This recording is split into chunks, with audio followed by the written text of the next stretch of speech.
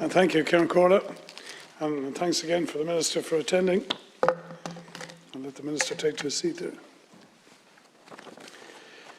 Minister, in my contribution last night, I touched on the carryover of €800 million unspent into 2022, and I also highlighted many of our Waterford issues. And though I wanted to keep the observations to a national context, the announcements overnight, I'm afraid, have forced me otherwise. And those are the Department of Transport support package of €108 million to regional aviation.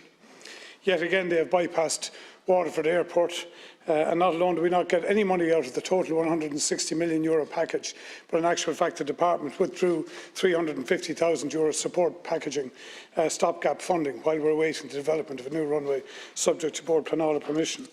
So the funding was withdrawn, Minister, despite Waterford being the busiest private flying airport in the country, despite it seeing significant expansion and the recent announcement of the Atlantic Flight Training Academy, and despite that a planning application pending with Board Pleanála.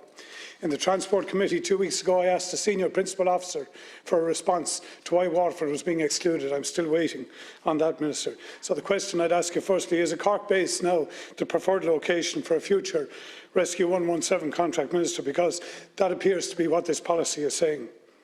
In relation to our hospital services, I have highlighted to you, Minister, and to your colleagues the failure of South West Hospital Group to expedite the cardiac team, 24 whole-time equivalents to cardiology to expand our hours. We're still at 39 hours per week, the most underfunded Model 4 hospital in the country of 9, with the third longest waiting lists in the country, 1,000 less whole-time equivalents than Limerick, 2,000 less than Cork. WIT, we're still waiting for an announcement on the capital funding that you have in mind, Minister, despite that it was announced for Dublin and Cork TUs prior to their designations. And it has also been confirmed now that the college cannot borrow from the EIB to support student teaching space, only student accommodation. And in the meantime, an engineering block promised since 2012, Minister, now looks like it will not be delivered before 25 or 26. So it's hard to understand all of this in the context of the programme, Minister, the programme for government, and citing Waterford as the centre for expansion of the South East. And I refer to Deputy Ring's speech in recent days, Minister. How does a public servant get sacked in this country?